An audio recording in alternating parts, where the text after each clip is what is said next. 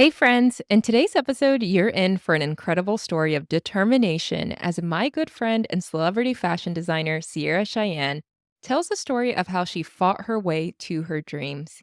Hear about how she went from working at Chipotle to being featured on the Amazon Prime hit series Making the Cut, showing her collection at New York Fashion Week, and how she leveraged PR showrooms to get her brand on celebrities.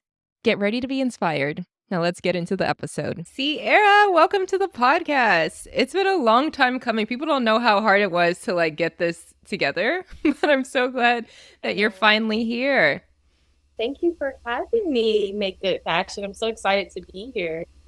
Yes. Oh my gosh. We have a lot of history in this business together. We were once office mates, so it's so fun to see it come full circle and just to get to share your story with everyone. So, I want to start because I'm obsessed with your story. I feel like you are so inspiring and you just have a great story about how you kind of ended up here. And you're one person that I know that truly loves fashion. You live and breathe fashion. So tell us about your journey and how you got here and what it took to get to where you are now as the founder of Ciara Cheyenne. I always struggle answering this question because it's just so many different compartments to my story. So, when I was younger, I would say 5, 6, I started sketching dresses. And then as I got older, I think I started to develop my personal style. I just remember my mom always picking out my clothes, and I never agreed with the outfits, and I was like, this is not it. And then as I got older, I thought I wanted to be a fashion stylist. So I always fell in love with styling, and I was obsessed with watching Rachel Zoe and other stylists like that. And then when I got in high school, I actually started my first clothing brand. It was called W4. And that's kind of how I got my start into, creating clothing, I guess you can say. And when I was a senior in high school, I remember asking my mom, could she take me to Woodbury University? They had this fashion program. And at that time, I also took my first elective, which was fashion design. So that's how I got my little intro into fashion. And I can remember my professor, I actually didn't get along with her in high school for my elective fashion design course. She used to tell me basically I wasn't creative, but I didn't let that stop me. I was like, I know that I'm creative. I love fashion and I'm going to move forward.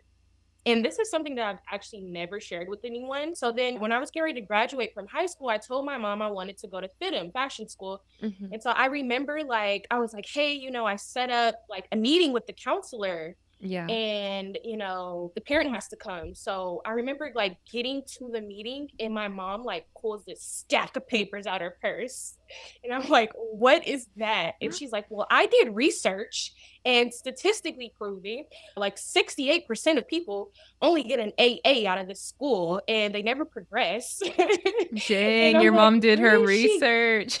where did she get this information from? So my mom did a whole Google search and print out stats of people attending FITM, and who actually makes 100,000 a year, or who actually gets a real job, or she pulls out this stapled stat. And so I was so distraught after that. I was like, you know what? I don't even want to go to fashion school anymore. Forget it. Mm. And so she was like, I need you to really think about it. I want you to go to a 4-year university. And so I started applying for HBCUs. I got accepted into a few HBCUs, like Hampton University and others. And Tuskegee was one of the schools I applied to and got the most money. I got a scholarship to go to Tuskegee. And so I ended up going to Tuskegee. And my mom was like, well, I think you should major in business. So, of course, I listened to my mom. I majored in business. And when I started out, I was a business management major. I changed my major to sales and marketing. And I was like, it seems like people who major in sales and marketing, they, have more of a range. They have more of a range or a variety of options of career and jobs. And then, I always wanted to own my own business. So I was like, if I major in sales and marketing, I'll learn like the basic principles of how to sell a product, how to market a product. And I'll say that that was like one of the best decisions I've made in my life is Mm. going to business school. And then I remember I couldn't afford tuition one semester. So I actually ended up dropping out of school. I moved back to LA and I was like, oh my God, what am I going to do? And so I got a job at Ross. And so I was like, okay, I'm going to save as much money as I can so that, I can figure out what my next step is. And that's when I had found out about Otis University College of Art and Design. They offered a fashion program and I didn't have the money to attend to get credit. So I took classes for no credit. And a lot of people don't know that, but you can take a lot of like courses for no credit and they're like significantly cheaper. So I think I Mm. pay like maybe like $350, $400 per course. And I still learn like the basic principles of fashion design. And then the second course that I took was like a beginner sewing class. Mm-hmm. And so I would say maybe 6 months later, after I finished those courses and I worked at Ross for a few months, I was freaking depressed. I was like, Ross is not it. Like, I have to figure something out. So I ended up saving money and figuring out a financial solution. I went back to Tuskegee, Mm-hmm. enrolled back in school, and I got back on the path to graduate. So post graduation, I was looking for jobs in the fashion industry Mm-hmm. and I went through a creative agency and they were like, hey, Amazon's looking for, assistant product stylist. And that's where I met you, Jasmine. Yes, we both were styling at um, Amazon. yeah, we both were styling at Amazon. Oh my God, Jasmine, do you remember the days? It was like slow days. We didn't have a lot of work and like we would play like Shark Tank. Yes, we We would played pitch Shark our Tank at the time. businesses. We would be like thinking of having these business meetings at work, trying to figure out how we were going to launch these lines and all of that. So yes, I definitely remember, and those were some fun times. Yeah, we talked about fashion, business, faith. We would be listening to like podcasts at Yeah, work. Like we would be definitely like, were "Oh, did not you doing hear what this we were one?" supposed to be doing. We were plotting Girl, to launch we our were plotting. businesses. So in 2017, I decided to take a flight with a friend who was also a fashion designer, menswear designer, and he told me about his manufacturing facility. So I was like, "Hey, yeah, like I'll go to New York with you. Like I would love to like really take this thing to the next level. I really want to be a designer." And I remember I had like collections of designs like in my sketchbook, and I was like, "I Mm. really want to bring these collections to life." So I took a flight to New York with him. I met his manufacturers and I remember like working on 3 to 4 pieces in New York, like in a weekend. And I was like, we got to Mm. get this done, guys. We got to get this done. So I'm like running around New York looking for trims. I'm looking for drawstring. I'm looking for mesh. I'm looking for fusing. Like I'm just around the city, like looking for all types of things. I'm like, I got to get these samples done. Like they got to get done. And they're like, excuse me, ma'am, but it's going to take a little time. It's not going to get done in 3 days. So we'll just ship it to you when it's done. So that Yeah. ended up happening. I got back to LA. I got the samples. They looked great. And I was like, oh, we're in business. We're in business. And so I realized, I was like, hey, but I don't really have to take a flight to New York. Like it's a little bit far. And I thought the costing was a little bit high. So Hmm. I started going downtown in LA and walking around, knocking on doors and just asking people like, hey, like, do you know anybody over here that does cutting? Do you know anybody over here that can like sew these dresses? And so little do you know, like that old school method of like walk and knock on doors really works because people will Yeah. definitely direct you to the right people. Like there's just such a wealth of knowledge and amount of resources in the fashion district that people sleep on, I think. And you have to be like confident enough and like have faith to just step out on faith and just like do things sometimes. Like when you're trying to Yeah. figure things out, it's like you can't sit around and just like wait for people to come to you. You have to go to people and like just figure it out. Yeah. And so at that time, like that was the mentality that I had. So I left Amazon and then I started working at Chipotle. Very random. Don't ask me why. I don't really know. But I was looking for a fashion job, but I just wasn't getting hired. So, when you have bills due, like you just have to do what you have to do. So I was working at Chipotle And then I finally was like, no, I'm going to figure out how to get a job in the industry. So I went back to that old knock on the door system. Like I would print out my resume, look up fashion jobs in my area. I would go and be like, hey, I need a job in design. Like I want to be a designer. Here's my resume. Can you hire me? So many people said no. And I was like, praying, God, please help me here. Like I just know somebody's going to hire me. And I ended up going on an interview at this one job. And I remember like praying before I went in. And I was like, hey, God, like, I really need you, Jesus, to like walk in this door with me and like sit at the table next to me. And after that interview, I was like, the interview was very short. And I was like, oh my God, like, did they make up their mind already? It's probably a no. And then she came back in and she was like, all right, we're going to give you a shot. Wow. And so she hired me to be basically a fashion design assistant and production coordinator. So I remember on my first day, like walking into, which technically is like a factory, a sample room, like a sample room floor. And like you have like maybe 100 sewers and like cutters and like everyone's like on the floor. And so I remember like walking above it and like looking down over what we call the runway and seeing all the sewers, and I started crying like on my first day of work. Like I started crying and I was like, oh my God, like my dreams are happening. Like I'm in here. So I was at that company for about 2.5 years. They had just promoted me to junior associate designer. I probably was in that position maybe a couple months, and then I got laid off because COVID had hit in 2020. And then I was like, this is the time to take what I'm doing as a hobby and turn it into a viable business. And so when I got laid off, that's when I made the transition from W4 Studios to Cheyenne. I think I was going through a season of like a lot of change and really like discovering myself as a woman.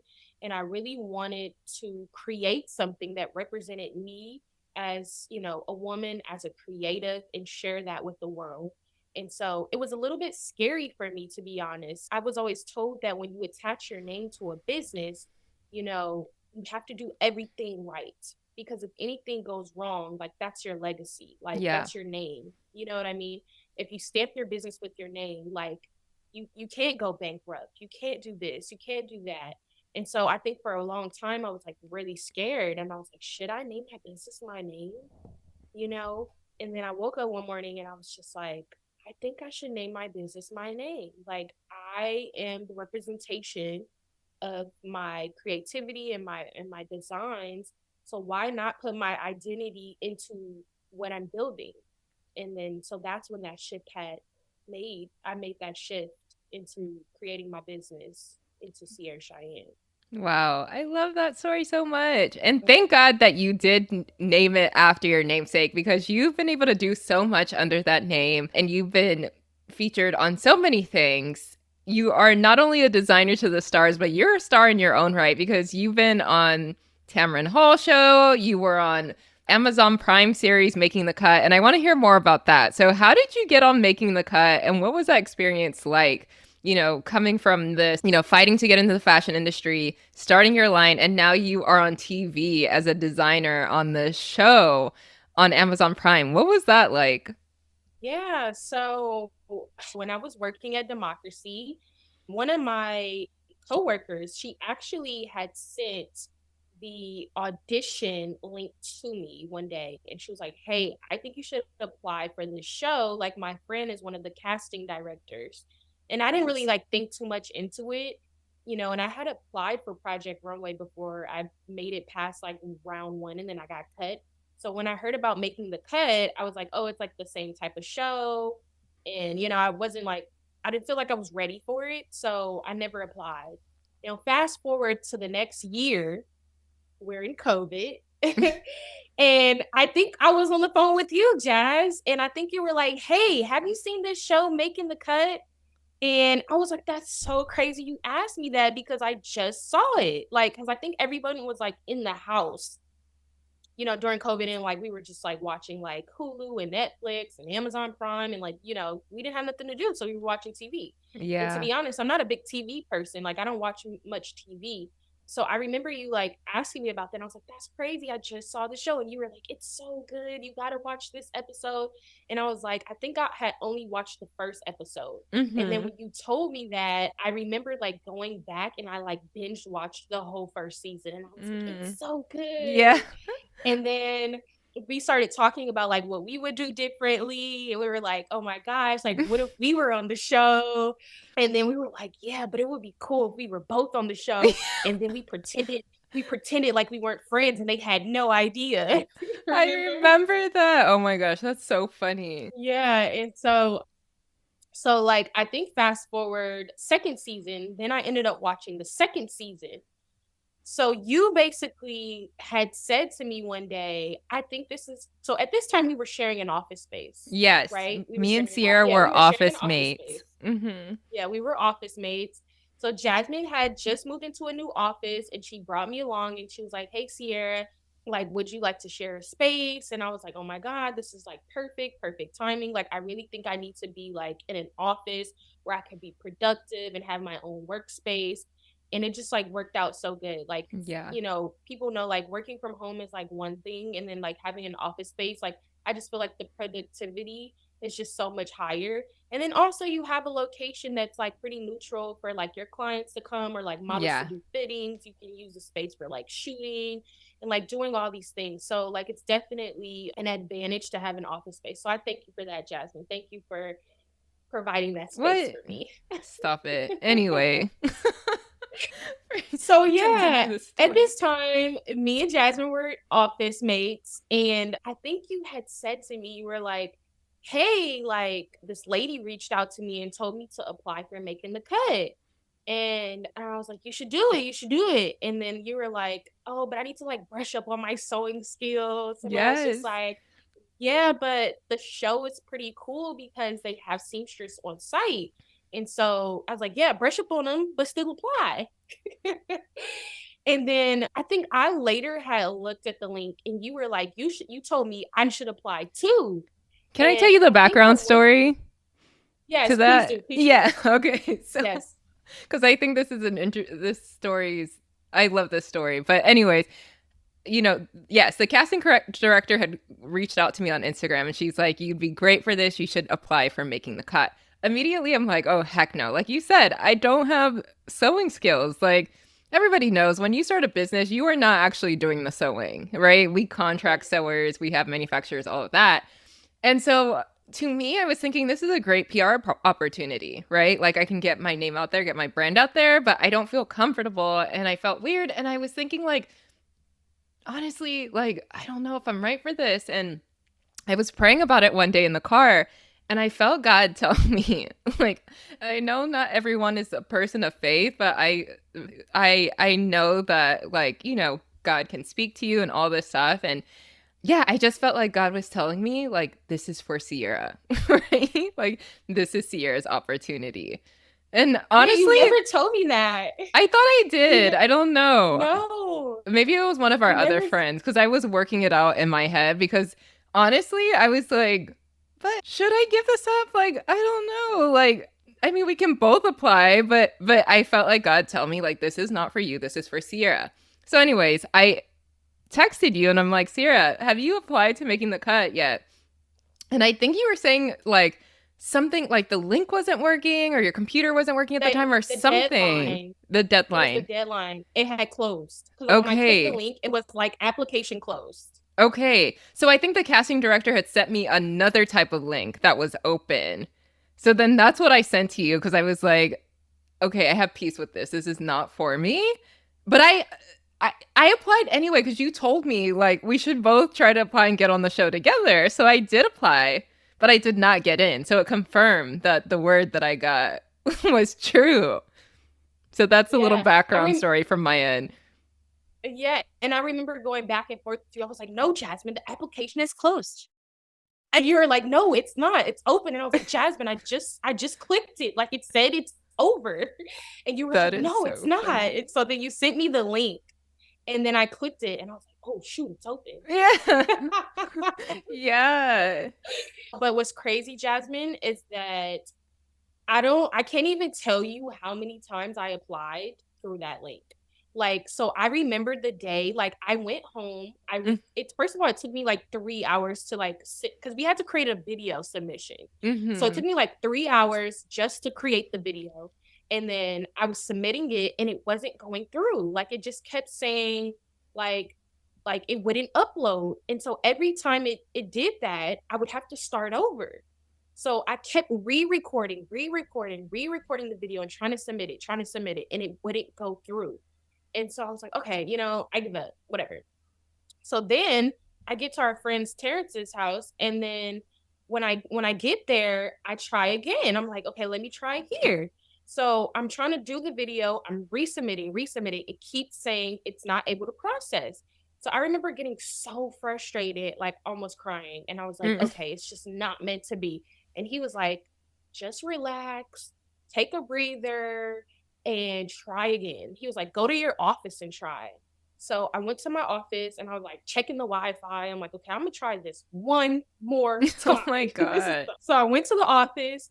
I remember it was late at night too. And so I was just like, this is the last time I'm gonna submit this. So I recorded the video over again and I submitted it and it went through. And I was like, I just needed to be patient. And so I remember like at that time I was working at a factory and I was doing production management. And I remember like sitting at my desk, like at work, and an email had came through, and I was like in a meeting, and I was like looking at the email, and I was like, oh my gosh, they emailed me back.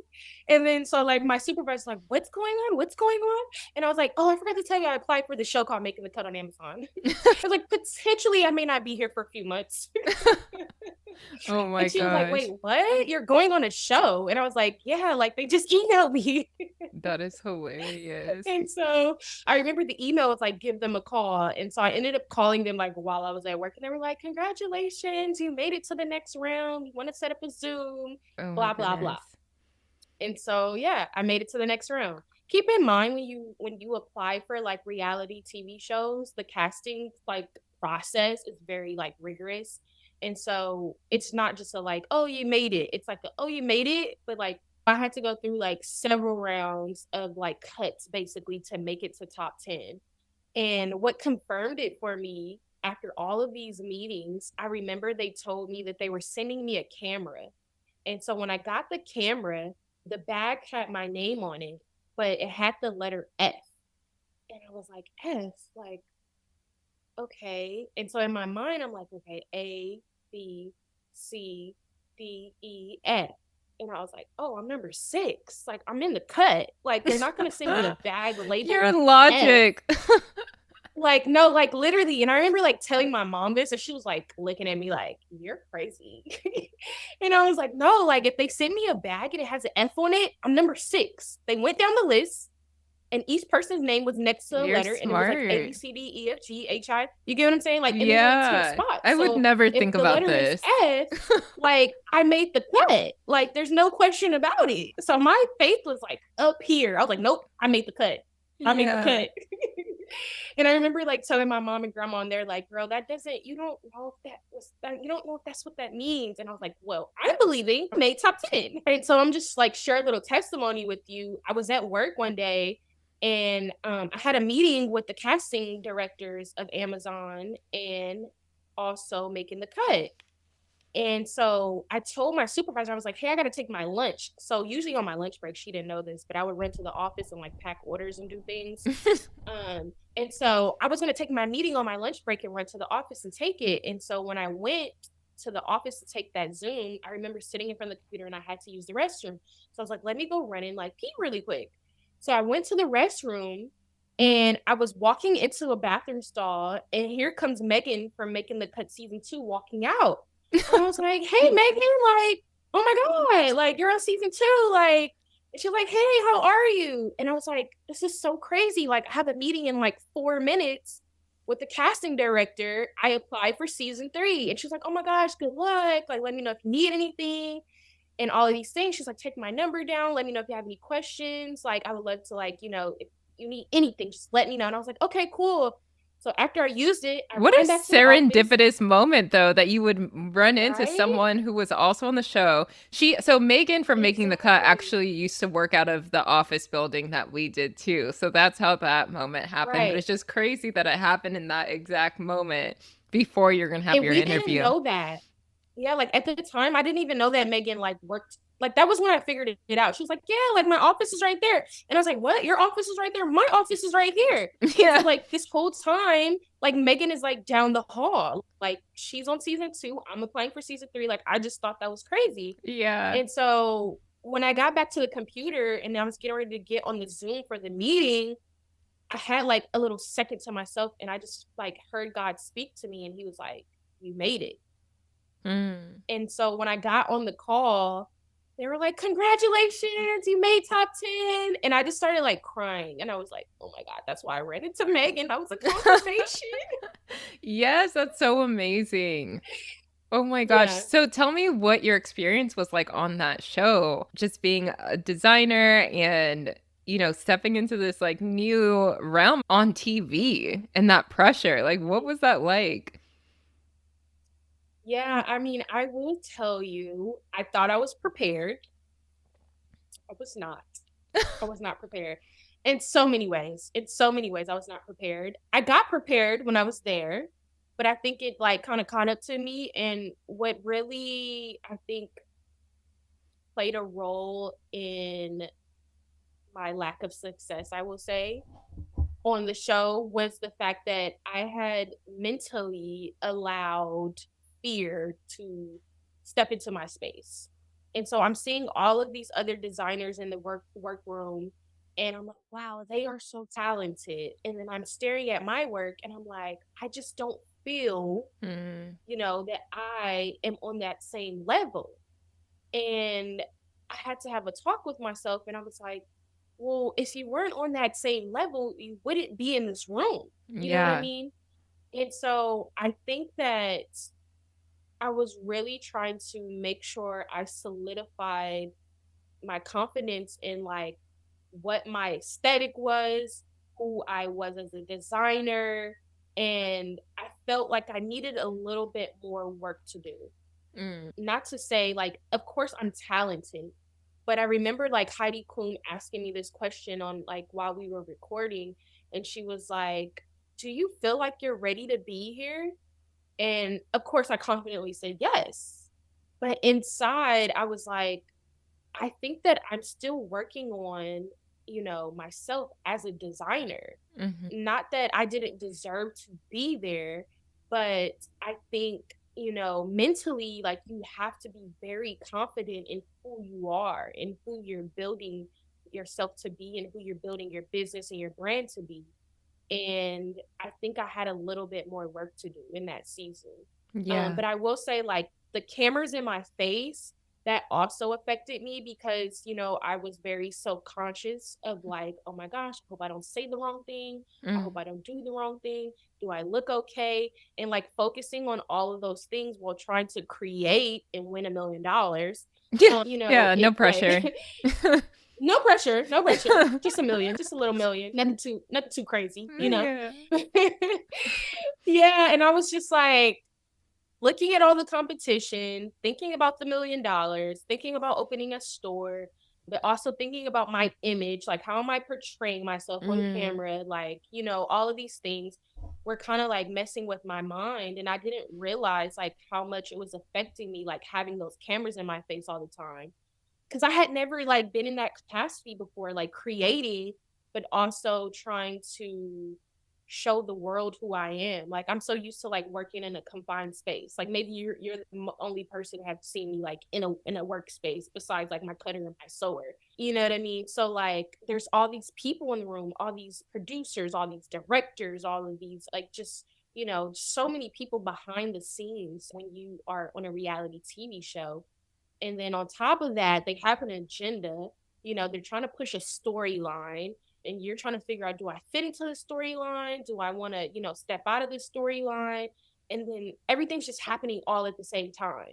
And so it's a very like fast paced thing. And you got to think like even designing and like 4 hours, 6 hours. Like that's a fast turnaround.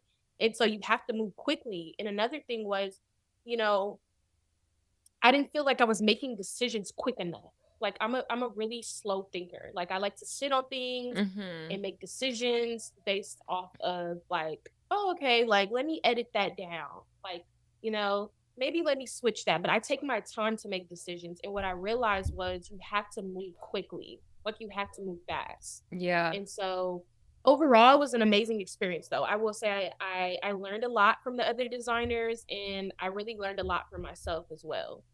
Yeah, that's so amazing. And I think it's just like such a good opportunity too for, it's a lot of pressure, obviously, and it was an experience and a learning lesson. But I feel like it's also great for you, for exposure, for your brand, for your name, even if, you didn't make it all the way to the end. So I'm kind of curious, like, what other opportunities came out of that, or what happened after being on Making the Cut?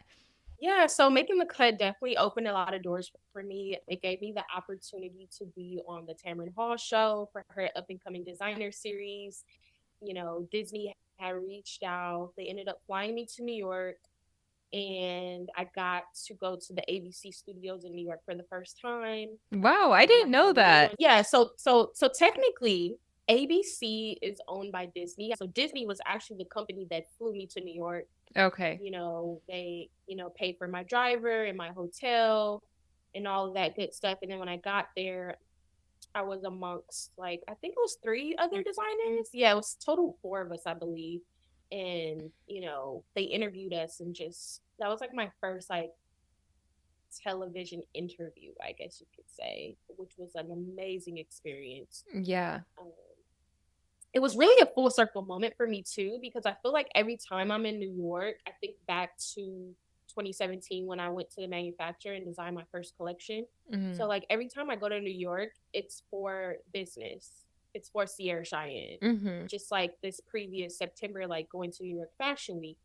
That's another door that got opened with the Black and Fashion Council showroom. I was able to present my new collection to buyers and editors and stylists and all types of people. I got to develop a lot of new relationships, and so making the cut has definitely allowed a little bit of credibility behind my name, I would say. Yeah. And it got me opportunities for other stylists to work with me for their clients, celebrity clients. And so yeah, making the cut has done like a lot. It really has. Yeah, that's so cool. And I think you've done so well at like leveraging the power of media to market your brand and to get your name out there. And not only in the realm of like getting that TV exposure and getting yourself out there like that, but also through PR, right? So we've seen your brand on everyone. Well, actually, it's thanks to you, Jasmine, because you're the person who taught me how to leverage that press. You're the person. How? Dang, I don't I even really do. remember. So, Jasmine, you get pointers and you give advice, and you don't even know. Like, you're the one, the machine behind it all. You know why? Because I don't take my own advice. That's why I'm like, wait, what? How'd you do? Yeah, like I think you consulted me through that one time. You were like, this is what you have to do. You were like, you take one press and you stretch it and you get another you get some more press and then you stretch it and then you get some more press. And I was like, oh, I see what you're doing there, Jasmine. I see what you're doing. So what I would do is I would talk myself up. I would like, well, I was on Making the Cut Yeah. and I was on Tamron Hall. Mm-hmm. So I deserve to be at Fashion Week. Yeah. So it's like you use all these things. I was featured in Essence magazine. Yeah. Like my work is in Essence magazine. Yeah. My work is on, daytime talk shows. I'm in music videos. Like I am in like all types of things. So I use that to leverage. And yes, that's the key to getting more press. Use your press, stretch it, and get more press. Yeah, and what she means by stretching it is like you show that off, in business you can't always be super humble. You kind of have to display these things because it's really the industry is really like a popularity contest. So it's like if one piece of media sees that you've been featured by another, then they want to feature you too. Everyone wants to get on the bandwagon of like what's hot.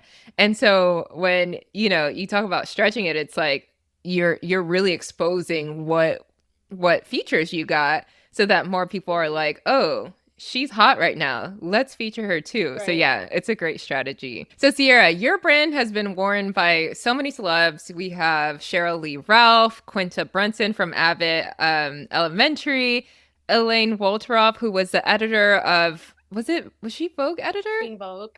Teen Teen Vogue Vogue, yeah. editor, Lauren London, like the list goes on. You have been featured by so many celebrities. And a lot of that is due to your brand being represented by a PR showroom. And so I want you to talk about a little bit about that and what the process was of like getting your brand into a PR showroom and how that can help brands get that exposure. Yeah, absolutely. So I am so for PR showrooms. I think it's very important. It's very significant in building your brand because you want to develop relationships with people in the industry. And for me, I had to vet out a PR showroom that fit my brand best. Some people just join PR showrooms just because, but I took time to like do research. And, it actually was like a referral from another friend who's a designer. But I had a few meetings with a few different PR showrooms, and I felt that Etc. LA, ETC Los Angeles, that's the name of my PR showroom, was the best fit for me because the owner Jade, I think she's amazing. She's wonderful. I think she really like goes to bat for her designers.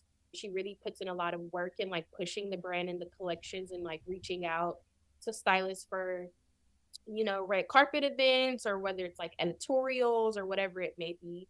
And one thing that she said to me when I had a meeting with her is that she really believed in my brand. And usually when I have meetings with people, when I hear people say that, like, oh, I believe in your brand, I have to like really pray about it because I'm like, are they just saying that because they want to take my money or do Yeah. they really believe in my brand? Yeah, yeah. Because like at the end of the day, like that's just business. People are gonna tell you what you want to hear. But I didn't feel that. I felt authenticity from her. And I was like, oh, like Mm, I think she really believes in my brand. And she was telling me like she could do so much for me. And to be honest, within the first month, like she was like, hey, like I just want to let you know this. I have never had so many pulls for a designer in the first month like you before. She was like, there were so many wow. pulls from stylists, like they loved my collection. And she was telling me that, none of the other designers that she represented in the showroom had ever gotten that much pulls in the first month. And so Mm. that's when I knew I had something. I was like, okay, cool. I think I saw one of my dresses on Liza Koshy on Good Morning America. And I Yeah. remember like watching it live and I was like, oh my gosh, like my dress is on TV. And I was like, wow, like, okay, Jade is really doing something. So the PR showroom has definitely opened up doors. And I think, allowing like the imagery, the photos that I receive from clients wearing my pieces has allowed me to like build my portfolio, allowed me to build my social media presence. And ultimately, people look at your social media like for credibility, I guess you can say. Yeah. Um, No, I also wanted to just touch on for people who don't know how a PR showroom works. PR stands for public relations, and how it works is that stylists come in, right? And stylists will come in and pull from different designers that are represented by the showroom and then put it on their celebrity clients. And so, yeah, it's a great way to market your collection. And I'm sure you've gotten tons of exposure from people seeing these celebs in your designs and wanting to get a piece of your brand as well. yes, I think that PR really helps you get that extra push. But what Yeah. I realized is that that's just like one component that's making the wheel go around.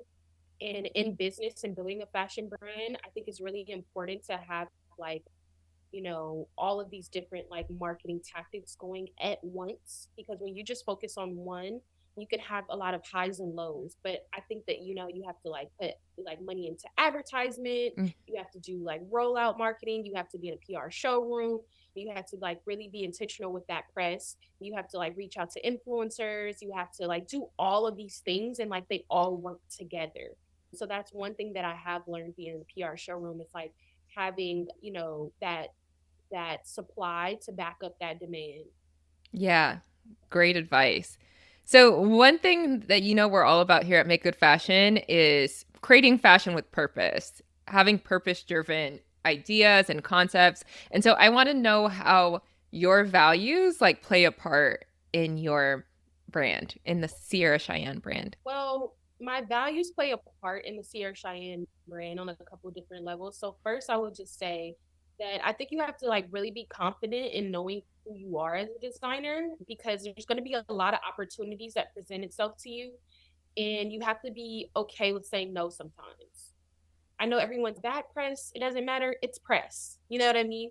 But there's been like certain situations where like I've been presented opportunities and I'm like, well, that doesn't really align with my beliefs and my morals and my values. So I'm gonna have to pass up on that opportunity. And I would say like maybe 85% of people, 90% of people would take a lot of those opportunities. But sometimes I have to really sit and like think about longevity in this business, and because I'm not like a brand that's just like trying to make money or just trying to be cool, and like I see myself 30, 40 years from now still having this business and building this lifestyle brand, I really have to think like strategically on like, is this the right move for me right now at this time? Mm-hmm. Um, so I think that's like really important, is like thinking about like your long-term goals. Like we have short-term goals, but we also have long-term goals. And like once you really sit down and like figure out what those are, then you'll know like, hey, like this doesn't really align with my brand. And most importantly, I think like my faith is something that I really focus on. Like I have to make sure like this is sit right with my spirit. Mm-hmm. So sometimes like I have to, pray about things. Like, everyone is not like faith based, but I understand that like you have to have some type of moral compass. And for me, like that's the Holy Spirit. So Yeah, like when I'm amen. moving throughout my day, like I have to like pray about things and be like, so just recently, I'll give you an example. There was an opportunity presented to me to have like a business development service for 6 months. And so the investment is $5,000. And $5,000 is not really a lot of money, but it is a lot of money. Yeah. You know what I mean? And so I had to sit there and be like, okay, so do I want to drop this 5K right now?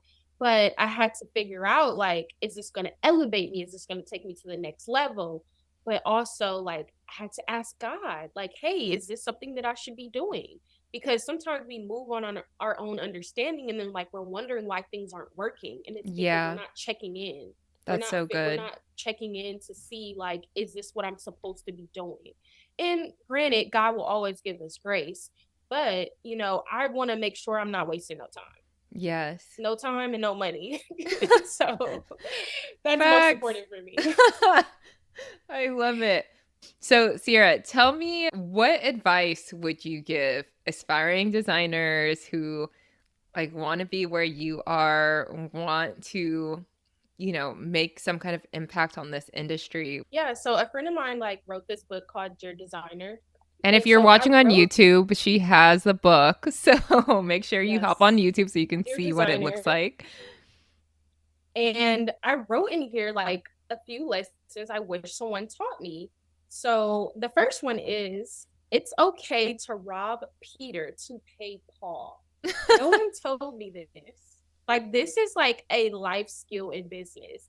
It's okay to, invest in yourself, and you might have to take out a business loan. I haven't taken out any business loans. I am completely bootstrapping, but it's okay if you need to. It's okay if you have to, I've reached into my 401k. I've done certain things like that before because I believe so much in my business and my brand. So if you have to strategize like financially on how you're going to come up with the capital to do what you need to do, it's okay to rob Peter to pay Paul. But Now, disclaimer, make sure that you have proof okay. of concept and you take a calculated risk. Oh, right.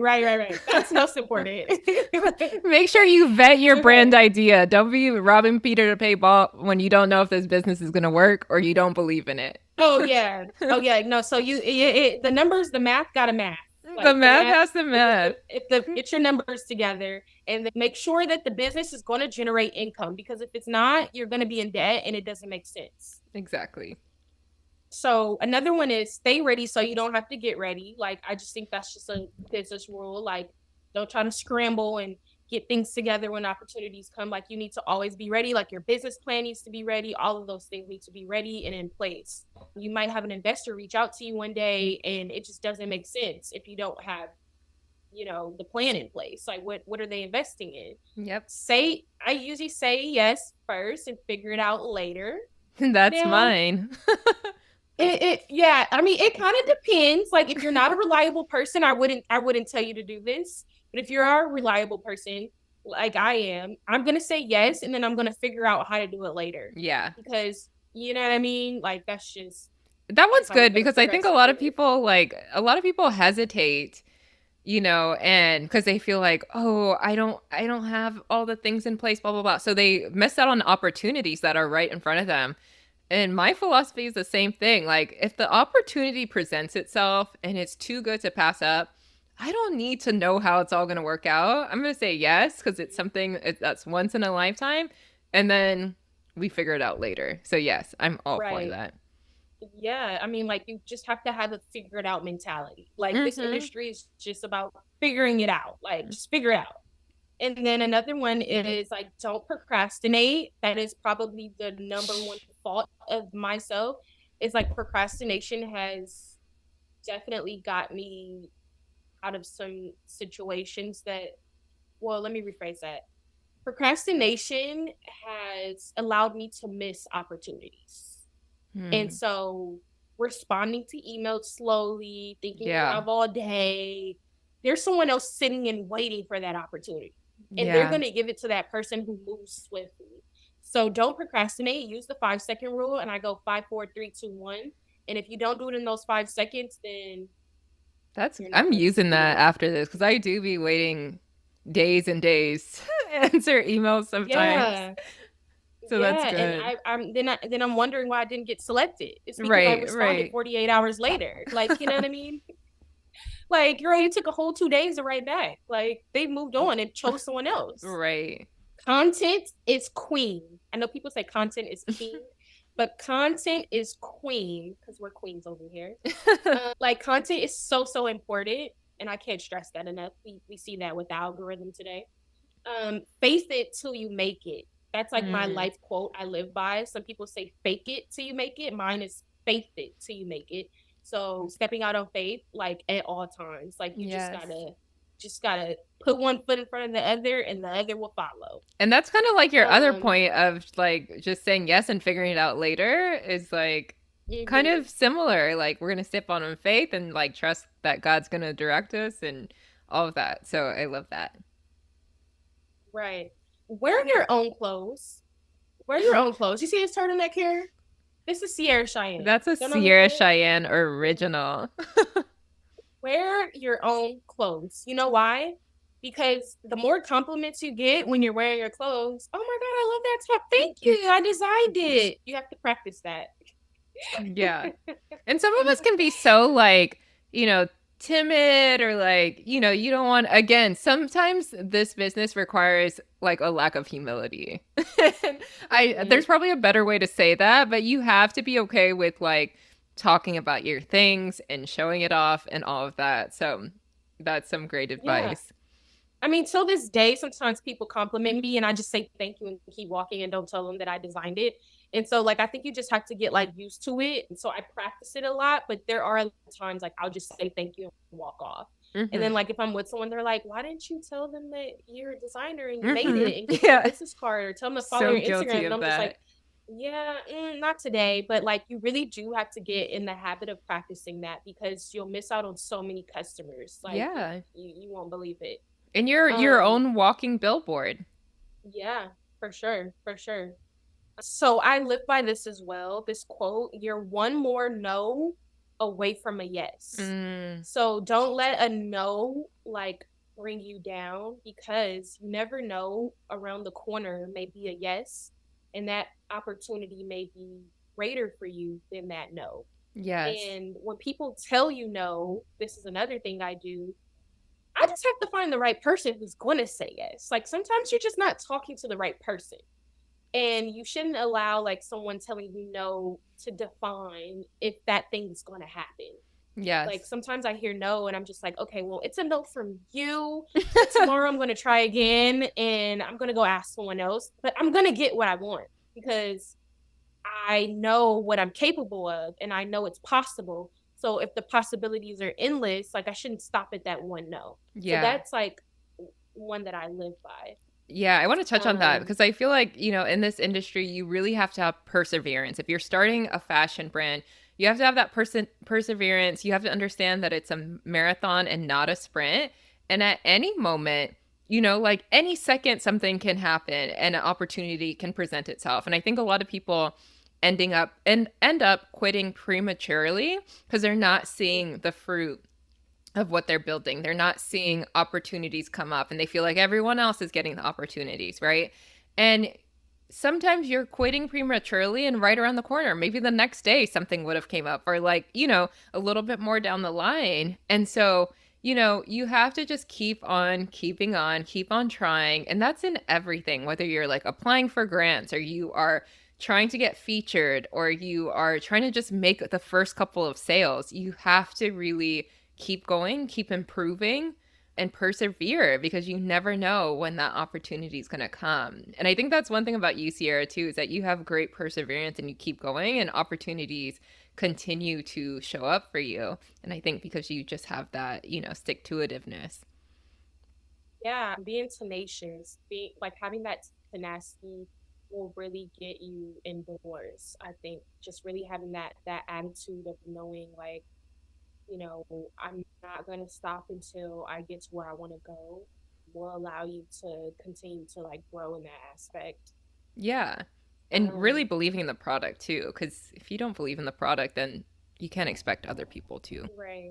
And there's two more. Okay, so I'm gonna make this quick. Stop seeking validation. That was a Mm, huge one for me. We really need to stop seeking validation from people because the only validation that matters is from yourself and from the one who created us. that's We do good. not have to prove anything to the world at all. And that is something that has put me into fear is like, oh my gosh, they don't like this. Oh my gosh, let me change this so that they can approve this. Mhm. Do what makes you feel great. Do what brings you joy. What brings you peace? What brings you happiness as a creative? Like that is what it's important. So stop seeking validation from people in the industry. Yeah, and a little note to that too. I think that's great. I I think validation amongst our peers too, because we can think like, oh, what do they think about it? But I think you also like, do what brings you joy and what you feel good about, but also with the customer in mind too. And you should know, have an understanding of your customer of like, okay, I know my customers what their needs are and I know them really well. And so I can feel confident in what I'm putting out. And then not just, well, I love it. No one else that I'm making it for loves it. So I think that's something good to keep in mind too is like know your customer as you create those things, but don't seek validation from like peers and everyone else. Do what you know to be true for you and what works well for your brand DNA. Right. And lastly, whatever you believe, you receive according to God's will. Yeah, So I was going to say. I had to according to God's will. But I'm saying this because there are so many times that I believe in manifesting, right? So there's times that I think about what I want and then I believe in my heart that it's going to happen and then I do the work to make it happen. I Mhm. pray about it and then I put it in God's hands. Now, if he wants it to happen, it's going to happen. But I did all I can do.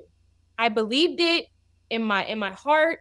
I saw it in my vision and then I put in the work and then I created it. Yeah. And a lot of times in my business, things have happened because I went through that process.